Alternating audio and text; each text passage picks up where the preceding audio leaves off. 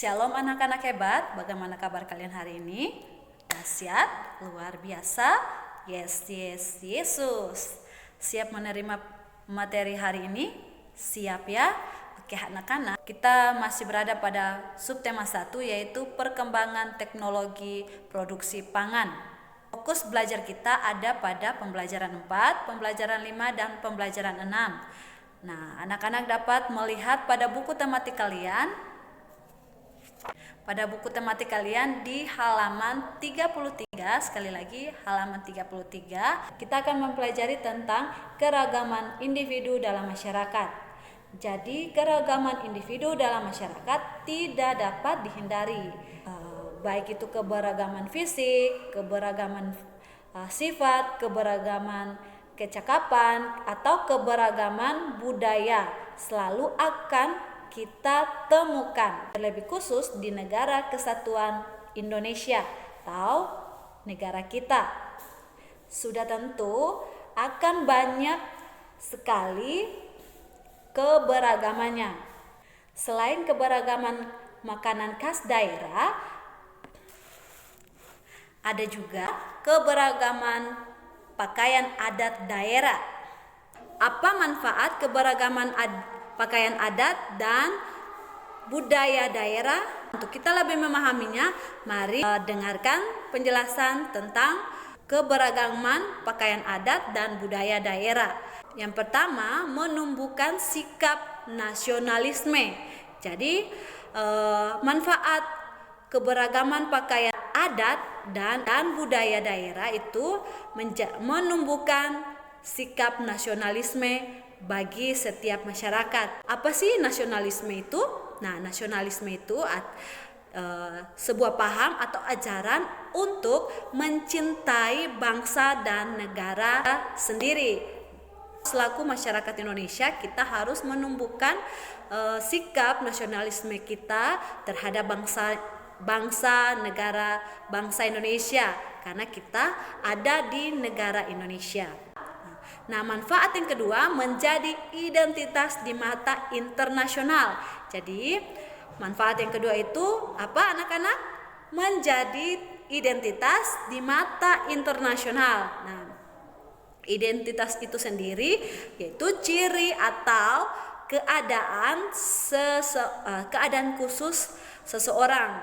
Dalam hal ini, keadaan khusus bangsa kita di mata internasional atau di mata setiap bangsa-bangsa yang lain atau negara-negara yang lain. Itu dia. Nah, manfaat yang ketiga yaitu alat pemersatu bangsa. Nah, kalau keberagaman pakaian adat dan budaya daerah itu adalah salah satu alat untuk mempersatukan bangsa.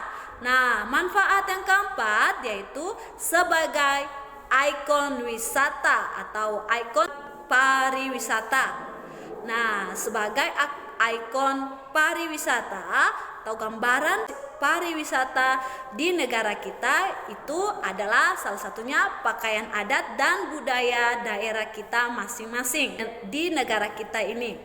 Yang kelima itu menumbuhkan rasa toleransi atau saling menghargai satu dengan yang lain. Keenam, menambah pendapatan nasional. Jadi keragaman pakaian adat dan budaya daerah itu sendiri dapat bermanfaat untuk menambah pendapatan nasional. Jadi, untuk itu keberagaman karakteristik individu tidak dapat dihindari, melainkan dihadapi dengan bijaksana bagi setiap individu masing-masing. Nah, sekarang anak-anak akan menyimak tentang teknologi pembuatan kecap. Nah, Miss Yuli akan membacakan bagaimana teknologi pembuatan kecap yang mulai dari awal sampai dapat menjadi kecap yang biasanya kita konsumsi di rumah kita. Teknologi pembuatan kecap. Kecap adalah salah satu produk olahan kedelai yang sudah sangat populer di seluruh dunia sebagai pelengkap bumbu masakan. Tanpa kecap, masakan menjadi rasa kurang sedap. Oleh karena itu, kecap banyak dicari oleh konsumen rumah tangga, kuliner, atau industri makanan. Kecap terbuat dari kedelai hitam. Berdasarkan komposisi bahan yang digunakan, jenis kecap terdiri atas kecap manis, kecap asin, kecap pedas, kecap ikan, kecap jamur, kecap Jepang, dan juga kecap Inggris. Kecap manis adalah kecap yang berstruktur agak kental dengan bahan dari kedelai hitam. Sementara kecap asin juga bahannya dari kedelai, namun dengan kandungan garam yang lebih serta kepekatannya lebih encer. Sedangkan kecap jamur adalah jenis kecap asin yang ditambahkan dengan ekstraksi jamur atau dengan sari jamur. Kecap ikan adalah kecap saus yang bahannya dari fermentasi ikan dan garam. Kecap Jepang terbuat dari fermentasi gandum dengan aroma yang lebih lunak. Dan sementara kecap Inggris yang umumnya berwarna gelap dengan rasa agak asin adalah saus yang terbuat dari aneka bahan seperti gula jagung, kecap asin, bawang bombay, cengkeh, bawang merah, molase atau tetes tebu, cabai, cuka, asam jawa, dan coffee atau sejenis ikan teri, dan juga cuka. Untuk membuat produk kecap berbahan kedelai hitam, proses diawali dari pemisahan kedelai dari kotoran daun, batang, kerikil, tanah, pasir, serangga, dan lain-lain. Setelah kedelai dicuci dengan air bersih, kedelai direndam dalam air selama 5-7 jam. Kedelai kemudian direbus sampai kulitnya lunak, lalu ditiriskan dan didinginkan. Setelah dingin, ditambahkan ragi kecap dan aduk hingga rata dan simpan pada suhu ruang 25 derajat Celcius sampai 30 derajat Celcius selama 3-5 hari sampai kedelai ditumbuhi jamur. Kemudian kedelai ditempatkan dalam suatu wadah dan biarkan selama 3-4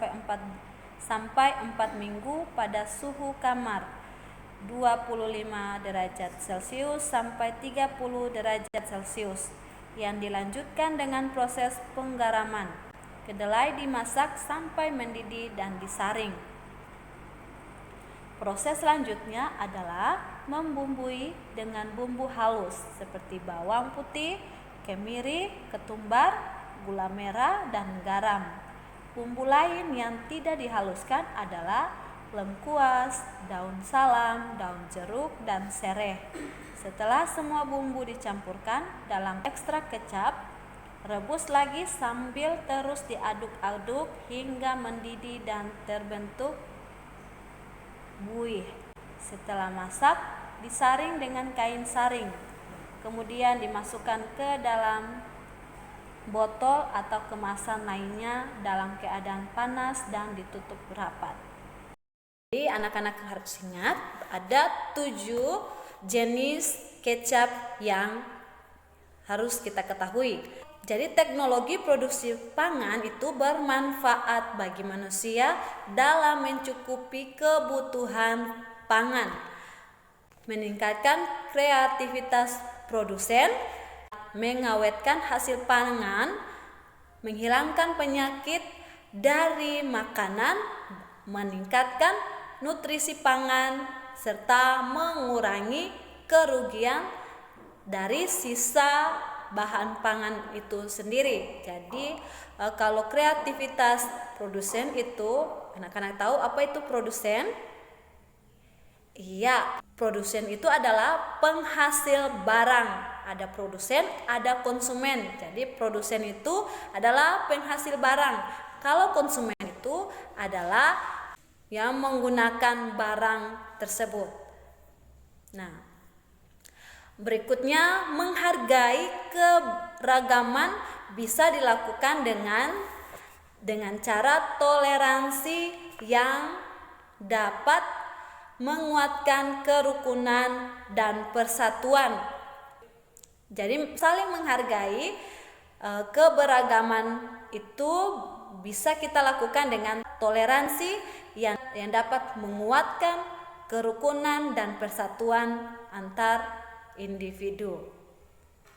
Nah, sekarang Miss Yuli akan membacakan percakapan dari pengalaman Maula dan ketiga sahabatnya yang akan Miss bacakan pada hari ini, dan anak-anak sekalian dapat menyimaknya pada buku tematik halaman 43. Sekali lagi, buku tematik halaman 43. Miss Yuli akan membacakan pengalaman dari Maula dan ketiga sahabatnya sebagai berikut.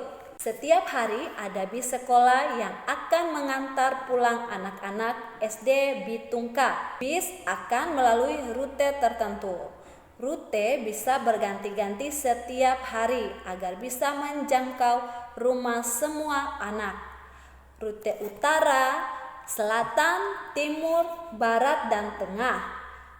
Kebetulan rumah Maula dan ketiga sahabatnya searah. Jadi setiap hari Jumat mereka selalu pulang bersama naik bis sekolah. Hal ini bertujuan melatih kemandirian anak-anak. Selama dalam perjalanan, Maula bercakap-cakap dengan Manda, Edo, dan Maya. Maya, ada yang mau? Aku bawa keripik. Maula, boleh? Aku ambil satu ya. Enak sekali keripiknya, gurih dan renyah. Aku ambil lagi ya. Edo, jangan dihabiskan lah, aku juga mau. Manda, dibagi rata saja, semua mendapat bagian yang sama. Maula, keripik apa ini Maya? Maya, kamu pasti tidak menyangka itu keripik durian. Maula, hah? Yang benar saja. Aku paling tidak suka buah durian. Maya, hehehe, makanya aku tadi tidak memberitahu kamu. Kalau kamu tahu keripik durian, pasti langsung menolak. Edo, wah, jitu juga itu caranya. Biar merasakan dulu. Setelah tahu rasanya, mana tahan. Manda, akhirnya mana lagi deh. Maya, menurutku keripik durian memang dibuat untuk yang kurang suka durian segarnya. Maula, kalau begitu teknologi pangan bukan hanya sekedar mengawetkan makanan, tapi juga ide kreatif supaya semua orang suka. Manda, menurutku sih dengan teknologi pangan itu ragam makanan lebih banyak. Edo, jadi kalau tidak suka buah durian, bisa tetap makan durian dengan memakan dodol atau keripik. Berarti kamu tidak bisa bilang tidak suka durian lagi, lah. Tuh, nyatanya kamu yang paling banyak menghabiskan keripik durian. Maya, kita sudah sampai. Ayo turun. Nah, itulah pengalaman Maula dan ketiga sahabatnya yang telah Miss bacakan dalam percakapan tadi. Nah, di sini kita bisa tahu bahwa teknologi produksi pangan bisa menghasilkan berbagai macam kreativitas makanan, baik itu makanan yang mungkin terkadang kita tidak suka, kita bisa mendapatkan itu dari kreativitas dari teknologi produksi pangan itu sendiri. Contohnya seperti tadi, Maula yang tidak menyukai durian. Begitu juga mungkin anak-anak juga ada yang mungkin tidak menyukai salah satu buah ataupun sayur. Nah, dengan teknologi produksi pangan, kita dapat mengonsumsi sesuatu yang mungkin tidak kita sukai. Teknologi produksi pangan itu menjadi kreatif, kita dapat menyukai makanan yang mungkin tidak kita sukai. Itulah percakapan singkat dari pengalaman Maula dan ketiga sahabatnya. Jadi di hari ini yang kita pelajari sebuah kosakata terkait teknologi produksi pangan dapat digunakan untuk melengkapi kalimat rumpang dalam konteks yang sama. Jadi kalimat rumpang itu adalah susunan kalimat yang tidak lengkap. Nah, fungsi dari kalimat rumpang sendiri untuk menguji, melatih, dan mengukur kemampuan bahasa seseorang. Itu adalah fungsi dari kalimat rumpang. Nah, yang kedua yang kita pelajari di hari ini yaitu setiap keragaman pasti membawa dampak positif dan negatif. Dampak positifnya bisa kita tiru, sedangkan kalau dampak negatif itu kita tidak boleh tiru dan harus kita hindari. Jadi itulah materi kita di hari ini. Miss Yuli sangat mengharapkan anak-anak dapat mempelajari kembali dalam buku tematik kalian, dan Miss juga akan memberikan tugas buat anak-anak, dan Miss harapkan anak-anak dapat mengerjakan setiap tugas yang telah Miss berikan. Nah, sampai bertemu pada video pembelajaran selanjutnya. Tuhan Yesus memberkati kita semua dan selamat beraktivitas. Shalom.